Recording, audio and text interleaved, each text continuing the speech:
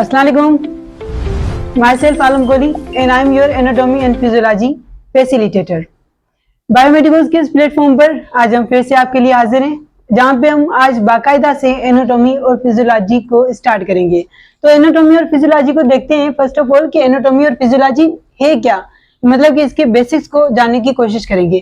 तो एनाटॉमी और फिजियोलॉजी जैसे कि हम देख रहे हैं कि यहाँ पे दो वर्ड्स लिखे हुए हैं, एक तो एनाटॉमी और दूसरा फिजियोलॉजी। हमने जब हमने 9th मैट्रिक या फर्स्ट इंटर में जब बायोलॉजी को पढ़ा है तब हमने इन दोनों को अलग अलग करके पढ़ा है, मतलब कि हमने ये पढ़ा है कि what is anatomy and what is physiology, but इधर हम दोनों को इकट्ठा पढ़ रहे हैं। तो ये क्या है, तो इसको हम देखते हैं। तो फर्स्ट ऑफ ऑल देखिए कि एनाटॉमी क्या होती है। Anatomy basically it is derived from the Greek words ana and tom. So what is ana? Ana means inside and tom means to cut. So this branch deals with the internal structure of the body. ये आपको पता होगा anatomy के बारे में कि ये किससे डील करती है, ये कंसर्न करती है with the internal structure of the body.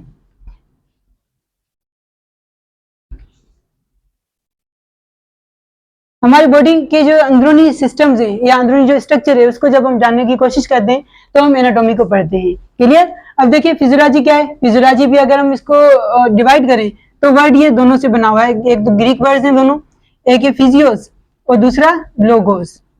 Physios means nature and लोगोस मीन्स टू स्टडी और डिस्कोर्स। और ये किससे कंसर्न करती है? ये ब्रांच कंसर्न करती है that how our body works, कि हमारी बॉडी के फंक्शंस किस तरह से होते हैं। how body work और how body functions, कि हमारी बॉडी या कह सकते हैं कि हमारी बॉडी के ऑर्गन्स वो किस तरह से काम कर सकते हैं या किस तरह से काम करते हैं। तो इसको जब हम पढ़ते हैं तो वो होती है फिजियोलॉजी। अब देखिए इधर हम क्या कर रहे हैं, एनाटॉमी और फिजियोलॉजी को इकट्ठा पढ़ेंगे। इट मीन्स कि ये सब्जेक्ट हमें एक तो स्ट्रक्चर के बारे में बताएगा, साथ ही साथ हम उसी जगह पे उनके फंक्शंस को भी पढ़ेंगे, मतलब कि एक तो स्ट्रक्चर दूसरा फंक्शन। अब देखिए किसी भी ऑर्गन की आपको जब स्ट्रक्चर का पता होगा तभी आप उसके फंक्शन को अच्छे से जान पाएंगे, और ये मेडिसिन के लिए बहुत ही इंपॉर्टेंट है। मतलब कि जब आपको किसी नॉर्मल चीज का पता होगा तभी आप उसकी एबनॉर्मलिटी को फाइंड कर सकेंगे, अदरवाइज आपको पता ही नहीं चलेगा कि उसकी एबनॉर्मलिटी है क्या, आइडेंटिफिकेशन भी आपको नहीं हो पाएगी। तो इसके लिए ये जरूरी होता है। तो स्ट्रक्चर जब हम देखते हैं तो यहाँ से हमें पता चलता है कि किस तरह की स्ट्रक्चर किस तरह के फंक्शन के लिए जरूरी होती है। तो इसके लिए इन दोनों को हमने कंबाइन करा है। तो ये देखिए एनाटॉमी और फिजियोलॉजी को हम इकट्ठा इधर ऐसे पढ़ेंगे। अब देखिए एनाटॉमी और फिजियोलॉजी मेडिसिन के लिए बिल्कुल ऐसे ही है जैसे ज्योग्राफी हिस्ट्री के लिए है। मतलब कि अगर हम हिस्ट्री को पढ़ना चाहें और ज्योग्राफी ना पढ़ें तो हमें कुछ समझ नहीं आएगा। इसी तरह से अगर आप मेडिसिन में कुछ मास्टर होना चाह रहे हैं और आपको इसका मतलब कि नहीं पता तो आप कुछ भी नहीं कर सकते। अब ये एक बहुत बड़ा सब्जेक्ट बन चुका है और ये बहुत ही मतलब कि कॉन्सेप्चुअल सब्जेक्ट है मेडिसिन के हवाले से। इनकी सब क्लासेस भी है। सब क्लासेस कौन कौन सी है हम इनको देखते हैं कि इनकी सब क्लासेस कौन कौन सी है। तो एपी को अब वैसे तो बहुत सारी ब्रांचेस में डिवाइड करा गया है, लेकिन स्पेशलिटीज को छोड़कर हम जो मेजर बात करेंगे तो मेजर इनके दो पार्ट्स हैं। कौन कौन से? मेजर इनकी जो डिवीजन है वो दो चीजों में है, एक को हम बोलते हैं ग्रास एनाटॉमी और दूसरे को हम बोलते हैं systemic anatomy. The one is the gross and the other is the systemic. So ये दोनों क्या है? एनाटॉमी की दोनों ही ब्रांचेस हैं। मतलब कि जब आप स्ट्रक्चर को कुछ इस तरह से पढ़ें कि आपके लिए वो जो चीज हो या जो बॉडी हो वो ओपन हो आपके लिए, आप उनको बिल्कुल अपनी ओपन आई से नेकेड आई से देख सके, तो इस तरह की जो स्ट्रक्चर को आप पढ़ रहे हो तो उसको हम कहते हैं ग्रास एनाटॉमी। तो इट मीन्स कि जब क्या हो, हमारी कंप्लीट बॉडी ओपन हो, जैसे कि लाश को प्रिजर्व किया जाता है, उसके बाद पोस्टमार्टम करते हैं और उसके बाद जो स्टडी होती है तो इस टाइप की स्टडी ग्रॉस एनाटॉमी होती है। या हम जो है ना वो थ्योरेटिकली पढ़ रहे हैं लेकिन इस तरह से पढ़ रहे हैं कि वो सारा कुछ हमारे लिए प्रैक्टिकल सा लग रहा है, प्रैक्टिकली हमारे साथ हो भी रहा है, हम उसको देख भी रहे हैं, एग्जामिन भी कर रहे हैं। So that is the grass anatomy. मतलब कि कंप्लीट ओपन स्ट्रक्चर हमारे सामने हो और उसको हम पढ़ रहे हैं तो that is the grass anatomy. So what is the systemic anatomy? Systemic anatomy का अगर हम देखें तो ये भी हमें नाम से पता चला है कि deals with the systems. It means कि हम इसमें क्या पढ़ेंगे, हमारी बॉडी के जो सिस्टम्स हैं जैसे कि रेस्पिरेटरी सिस्टम हो गया, नर्वस सिस्टम हो गया, इन सिस्टम्स को डिफरेंशिएट करते हुए जब हम इन चीजों को पढ़ेंगे that is the systemic anatomy. So it deals with the systemic study or the systems of the body. Systems of the body, और इनकी क्या बॉडी की सिस्टम के फंक्शंस या उनके एनाटॉमी स्ट्रक्चर, इन चीजों को हम जो पढ़ रहे हैं तो इसको हम बोलेंगे क्या, इसको हम बोलेंगे systemic anatomy. I hope so कि आपको यहाँ तक क्लियर हो गया होगा कि एनाटॉमी और फिजियोलॉजी क्या है। ये अपने आप में एक वास्ट सब्जेक्ट है और ये बिल्कुल डीप सब्जेक्ट है। इसकी हिस्ट्री को अगर हम देखें तो ये बिल्कुल ग्रीक से जा मिलता है, मतलब हिस्टोरिकली वहां से हमें वो चीजें जो ना वो मिल रही हैं जो हम आज तक भी पढ़ते हुए आ रहे हैं। तो अगर आपको यहाँ तक कोई चीज समझ ना आई हो तो आप हमसे पूछ सकते हैं, और अगर आप स्क्रीनशॉट लेना चाहें तो भी ले लें, अदरवाइज नोट कर लें। हमने इस एनाटॉमी और फिजियोलॉजी को सब्जेक्ट के बेसिक्स को जानते हुए, इनकी डेफिनेशन को जानते हुए और इसकी ब्रांचेस को जानते हुए अब हम आगे चलते हैं। तो अगर आपको ये पता तो चल गया होगा कि एनाटॉमी और फिजियोलॉजी की डेफिनेशन क्या है, जैसे कि मैंने यहाँ पे स्पेसिफिक नोट डाउन नहीं किया कि this is the anatomy and physiology, मैंने आपको समझा दिया है कि एनाटॉमी और फिजियोलॉजी क्या है और हमको इस तरह से ही पढ़ना है। आगे देखें कि हम एनाटॉमी और फिजियोलॉजी को पढ़ें कैसे आखिर, या कैसे सिस्टमेटिकली या साइंटिफिकली हमें पढ़ाया जाता है एनाटॉमी और फिजियोलॉजी को। तो जब भी हम देखते हैं ना एनाटॉमी और फिजियोलॉजी को, तो इसको पढ़ने का एक सिस्टमिक वे होता है। किस तरह से सिस्टमिक वे होता है, देखिए कि जब हम किसी बॉडी को पढ़ रहे हैं तो लाजमी नहीं है कि उस बॉडी की मतलब कि कोई पोजीशन स्पेसिफिक ही ना हो, तो इस तरह से कभी भी उस बॉडी को नहीं पढ़ा जा सकता। फॉर सपोज मैंने अपना हाथ एक इस साइड पे कर लिया, दूसरा मेरा हाथ नीचे है, या मेरा हेड बिल्कुल टर्न हो चुका है, या मैं एक साइड से आगे खड़ा हूं, एक पैर मेरा आगे एक पीछे, तो ये सारी जो पोजीशंस हैं, ये सारी पोजीशंस इस तरह से हैं कि हमें डिस्टर्ब करेंगी एक हिसाब से अपनी बॉडी को समझने के लिए। तो इसके लिए क्या किया है हमारे जो एनाटॉमिस्ट है या जो बायोलॉजिस्ट है, उन्होंने क्या किया है अपनी बॉडी को एक इस तरह से अलाइनमेंट दी है ताकि हम उसे आसानी से समझ सकें। जैसे कि साइंटिफिक नोमेनक्लेचर होते हैं जो क्या करते हैं यूनिवर्सली, मतलब कि एक एज्यूम्ड चीजें हैं। तो इस तरह से एनाटॉमी और फिजियोलॉजी को पढ़ने के लिए बेसिक मतलब कि first of all anatomical position है जो हमें समझनी है, और इस तरह से ही हमें अपनी बॉडी को समझेंगे। तो first of all anatomy in physiology में एनाटॉमिकल पोजीशन है क्या, आप इसको समझिए। ये बिल्कुल बेसिक सा है, मतलब कि जब भी आपको एनाटॉमिकल या आपको किसी बॉडी को एज्यूम करना है तो आपको इसकी एनाटॉमिकल पोजीशन को जानना होगा। अब एनाटॉमिकल पोजीशन का मतलब क्या होता है, anatomical means related to the structure, मतलब कि एक ऐसी पोजीशन है जिसमें हम अपनी स्ट्रक्चर्स को पढ़ेंगे। अब ये कैसी स्ट्रक्चर होती है, ये बिल्कुल एक एज्यूम्ड स्टेट होती है जिसमें हमारी जो बॉडी है, बॉडी में फर्स्ट ऑफ ऑल मैं आपको बताऊं कि इसमें हमारी जो बॉडी होती है वो बिल्कुल इरेक्ट होती है, मतलब कि हम सीधे खड़े होते हैं, जैसे कि सीधा खड़ा हुआ जाता है। तो इट मींस के first characteristic of the anatomical position is that to stand erect, आप सीधे खड़े होंगे, स्टैंड इरेक्ट। ओके तो फर्स्ट ऑफ ऑल मतलब कि आपको किसी बॉडी को एज्यूम करना है एनाटॉमिकली, तो आपको उसको क्या करना है, आपको उसको सीधा खड़ा करना है, या फिर आपको उसके स्ट्रक्चर को देख रहे हैं तो आपको उसको कैसे देखना है, बिल्कुल erect. Okay so standing erect. On the second जो दूसरी कैरेक्टरिस्टिक है वो कौन सी है, वो ये है कि eyes looking forward, eyes looking forward मतलब कि आपको कहाँ देखना है, आपको बिल्कुल सीधा देखना है। आपने बिल्कुल सीधा, आप सीधे खड़े हो गए और आप सीधा देखोगे। इट मींस कि आप अगर सीधा देख रहे हो, कब आप सीधा देख पाओगे, तब जब आपका हेड भी क्या हो, लेवल में हो। तो इट मींस कि हम यहाँ पर एक थोड़ी सी एडिशन ये भी कर सकते हैं कि stand direct and head level, कि आप अपना हेड क्या रखें, लेवल में रखें, और उसके बाद आप अपनी आईज इस तरह से रखेंगे, आप सीधे देख रहे हो। ओके तो ये दूसरी कैरेक्टरिस्टिक आपको समझ आ गई होगी। अब इसके बाद देखें कि हमने सीधा हमने खड़ा हो लिया, हमने हमारी आईज बिल्कुल आपको सीधा देख रही हैं। उसके बाद आपने अपने आर्म्स को देखना है कि आर्म्स कैसे हों, आर्म्स बिल्कुल स्ट्रेट हों along the side of the body.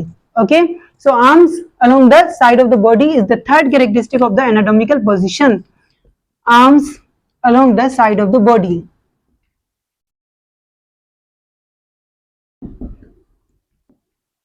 आपने अपनी बॉडी के आर्म्स को बिल्कुल सीधा कर लिया, देन आपको क्या करना है, आपके जस्ट इतना ही नहीं बल्कि आगे ये जो हमारा पाम है, this is called the palm, इस पाम को आपने फेसिंग फॉरवर्ड करना है, और इसमें जो ये थंब है वो बिल्कुल अपोजिट जा रहा हो, मतलब कि ये हमारी बॉडी को फेस ना कर रहा हो, बॉडी से अपोजिट, मतलब कि हम ये कह सकते हैं कि लेटरली इस साइड पे हो थंब, तो ये भी नेसेसरी एक पॉइंट है, तो ये भी आपको ध्यान में रखना है कि arms along the side of the body, इसके साथ पाम्स क्या हो, इसके साथ हम बोलेंगे कि जो पाम्स हैं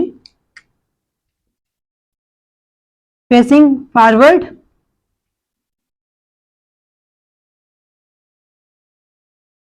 और thumb means and thumb facing away from the body, facing away from the body.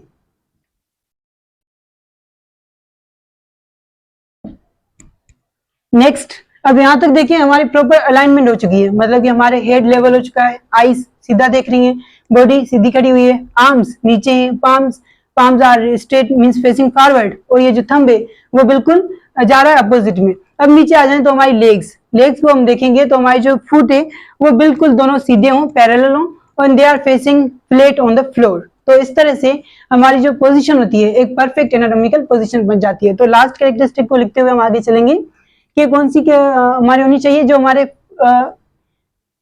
Legs जो है इनमें ये क्या होनी चाहिए, फ्लैट, या हम ये बोलते हैं कि फीट फ्लैट हो and kept on the floor।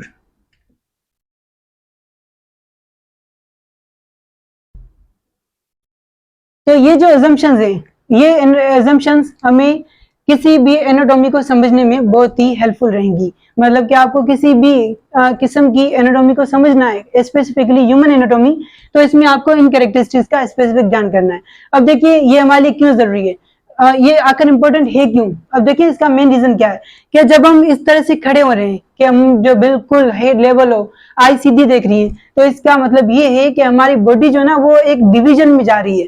एक डिवीजन में किस हिसाब से जा रही है, कि एक इस हिसाब से जा रही है कि जो किसी भी एंगल से आप देखो, अगर आप देख रहे हैं कुछ इस तरह से कि ये डिवीजन कर रहे हैं, तो इसमें क्या हो रहा है, हमारी बॉडी लेफ्ट एंड राइट में बट रही है, और इस तरह से बट रही है कि बिल्कुल अलाइन हो रहा है, मतलब कि पार्टीशन इस तरह से इक्वल पार्टीशन हो रही है।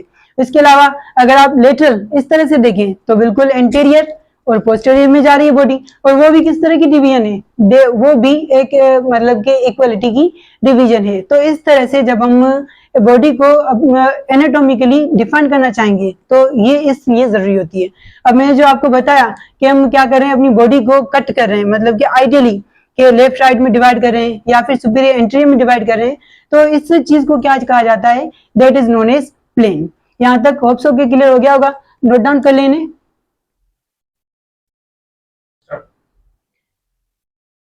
हमने पढ़ लिया है कि किस तरह से एनाटॉमिकल पोजीशन होती है, और हम प्लेन की बात कर रहे थे, तो मैंने आपको बताया कि हमारी बॉडी को हम प्लेन्स में डिवाइड करते हैं, और उसके बाद ही हम उसको पढ़ने में हमें आसानी होती है।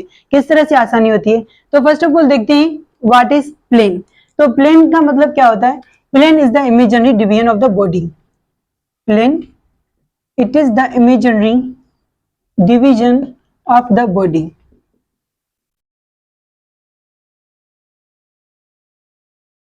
इसमें हम क्या कर रहे हैं, मतलब कि हमारी बॉडी की एनाटॉमी को समझने के लिए हम अपनी बॉडी को एनाटॉमिकली डिवाइड कर रहे हैं, मतलब कि किस तरह से एक इमेजिनरी लाइन जैसे ड्रा कर रहे हैं, तो उस तरह से, ताकि हमारी बॉडी जो है वो डिफरेंट पोजीशंस में अलाइन हो जाए। तो इसके लिए डिफरेंट प्लेन्स होते हैं। किस तरह के प्लेन होते हैं, जैसे एक जो प्लेन होता है उसे हम बोलते हैं mid sagittal plane. What is this mid sagittal plane, ये किस तरह का मतलब कि प्लेन है या इस तरह की डिवीजन है जिसमें हमारी बॉडी डिवाइड होती है, किसमें, left and right. It is divided into left and right, left and right. तो देखिए मिड सेजाइटल मींस, अब देखिए हमारी बॉडी ये, तो हम एनाटॉमिकल पोजीशन में खड़े हुए हैं और इस तरह से हमने कट लगाया हमारी बॉडी को, मतलब कि इस तरह से कि बिल्कुल होता हुआ सीधे नीचे जा रहा है, मतलब कि ये हमारी बॉडी फॉर सपोज इस तरह से है, और आपने बॉडी को कट कुछ इस तरह से लगाया है कि आपकी बॉडी लेफ्ट और राइट में डिवाइड हो चुकी है। This is the left side और ये राइट साइड है। तो इस तरह की जो डिवीजन होगी, जो कि एक आइडियल डिवीजन होती है, तो इस तरह की डिवीजन को हम बोलते हैं mid sagittal division. Then coronal और फ्रंटल डिवीजन, ये दूसरा मतलब कि टाइप है हमारे प्लेन का। इसमें क्या करते हैं हम, हमारी बॉडी जो है वो डिवाइड हो जाती है एंटीरियर एंड पोस्टीरियर में. The body is divided into anterior and posterior, anterior and posterior. So hope so कि आपको पता होगा कि इंटीरियर और पोस्टीरियर किसे बोलते हैं. इंटीरियर का मतलब क्या होता है कि हमारी बॉडी का आगे वाला हिस्सा, और पोस्टीरियर मींस हमारी बॉडी का पिछला हिस्सा. तो इट मींस कि हमारी बॉडी को इस तरह से हम इमेजिनरी मतलब कि लाइन ड्रा करें या इस तरह से कट करें कि हमारी बॉडी डिवाइड हो. किस तरह से कि हमारी बॉडी के दो पार्ट्स हो जाएं, एक अगला हिस्सा और दूसरा पिछला हिस्सा. तो इसको हम बोलते हैं कोरोनल और फ्रंटल डिवीजन. अब ये डिवीजन किस तरह से होगी कि एक एनाटॉमिकल पोजीशन है बॉडी, और हमारे जो कट है वो कुछ इस तरह से है, मतलब कि इधर पहले क्या था, इस तरह से था, अब इस तरह से नहीं बल्कि ऐसे, मतलब कि शोल्डर्स को भी बीच से कट करते हुए बिल्कुल इस तरह से कि अगला हिस्सा अलग हो जाए, पिछले वाला जो हिस्सा है वो अलग हो जाए, बैक अलग हो जाए, फ्रंट अलग हो जाए. तो इस तरह के कट को हम बोलते हैं फ्रंटल या coronal division. The third division is the transverse और horizontal division. So what is this division? इस डिवीजन में क्या होता है, हमारी बॉडी को हम डिवाइड कर लेते हैं, और our body it is divided into upper and lower part. तो हमारी बॉडी को अपर और लोअर रीजन में अगर हम डिवाइड करें तो हमें कौन सा कट इस्तेमाल करना होगा, हमें जो कट इस्तेमाल करना होगा उसे हम बोलेंगे ट्रांसवर्स या हॉरिजॉन्टल. ये किस तरह से होगा, बिल्कुल वैसी ही तरह से आप एनाटॉमिकल पोजीशन लें और एनाटॉमिकल पोजीशन को आप इधर से कट करें, मतलब कि बिल्कुल मिड से. तो मिडल से जब आप इसको कट करेंगे तो आपकी बॉडी का एक हिस्सा जो ऊपर आ जाएगा, मतलब कि एक अपर रीजन हो गया और दूसरा लोअर रीजन. तो इसमें क्या हो गया, हमारी बॉडी डिवाइड हो चुकी है अपर और लोअर में. तो इसे हम बोलते हैं ट्रांसवर्स या हॉरिजॉन्टल कट और हॉरिजॉन्टल प्लेन. और इसके बाद जो लास्ट प्लेन है that is the oblique plane. What is this plane? This plane is other than coronal और ट्रांसवर्स. मतलब कि ये बिल्कुल सिंपल सी मतलब कि डेफिनेशन है ओब्लिक के लिए. ज्यादातर ये कंफ्यूजिंग रहता है कि ओब्लिक आखिर है कौन सा मतलब प्लेन. तो ये प्लेन वो प्लेन होता है कि जिसमें हम अपनी बॉडी को ना कि हॉरिजॉन्टली डिवाइड कर रहे हैं ना कि कोरोनल में डिवाइड करें, बल्कि उसके अलावा किसी और एंगल पे हम अपनी बॉडी को डिवाइड करें. तो उस किस्म के प्लेन को हम बोलते हैं ओब्लिक प्लेन. किस तरह से देखें, ये अगर हमारी बॉडी है, suppose I have drawn this, ये तो सिंपल आपने देख लिया. अब इधर क्या करें, हम सपोज कर लें कि ये हमारा मिडिल रीजन है और हमने इधर से कट लगाया. ओके, तो अब देखें ये कट कौन सा हो गया, ये तो हो गया ट्रांसवर्स कट. इसे हम क्या बोलेंगे, ट्रांसवर्स. जो किस में कट कर रहा है, जो हमारी बॉडी को कट कर रहा है अपर एंड लोअर पार्ट्स में. ओके, अगर हम क्या करें तो ऐसे एक ऐसा प्लेन बनाएं जो क्या करे, ट्रांसवर्स ना हो, बल्कि अगर हम इस तरह से करें तो ये कोरोनल हो जाएगा. तो वो क्या करे, अदर देन मतलब कि इस तरह से हम कट कर लें. ओके, मतलब कि हमारी बॉडी है और इसमें किसी भी एंगल पे ये ट्रांसवर्स प्लेन है, और ट्रांसवर्स प्लेन में किसी भी एंगल पे बट अदर देन 90. तो इस तरह के जो प्लेन को हम बोलेंगे वो होगा ओब्लिक प्लेन. फॉर सपोज कैसे, अब देखिए प्रैक्टिकली, तो ये हमारा हॉरिजॉन्टल प्लेन है. ओके, इधर में हम क्या करें, मतलब कि इससे शोल्डर से बैक टू बैक कट नहीं करें कि वो फ्रंटल और लोअर रीजन में या बैकवर्ड रीजन में चला जाए. इस तरह से कट करें कि ये हॉरिजॉन्टल हो गया. ओके, अब बिल्कुल इस तरह से कट कर लें. ओके, ये हॉरिजॉन्टल और आपने इसको इधर ऐसे कट कर लिया. So this cut that is the oblique cut और ओब्लिक प्लेन. होप सो कि आपको ये प्लेन्स समझ में आ गए होंगे. तो नोट डाउन कर लेने.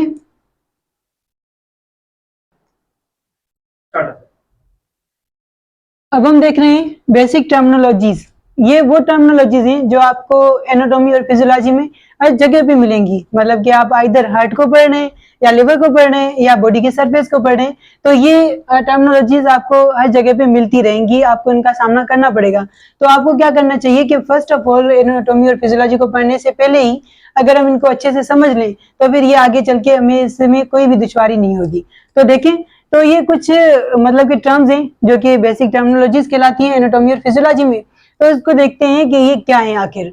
तो देखिए फर्स्ट जो मैंने लिखा है वो है superior. So what is superior? Superior means the upper reason,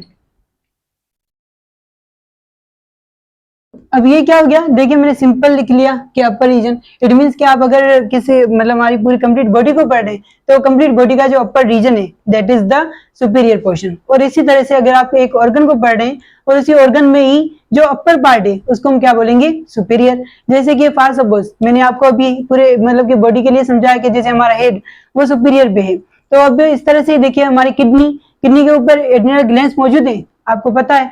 तो ये जो एड्रिनल ग्लैंड है वो किडनी के टिप पे लाई कर रहे हैं, तो it means they are on the superior of the kidney.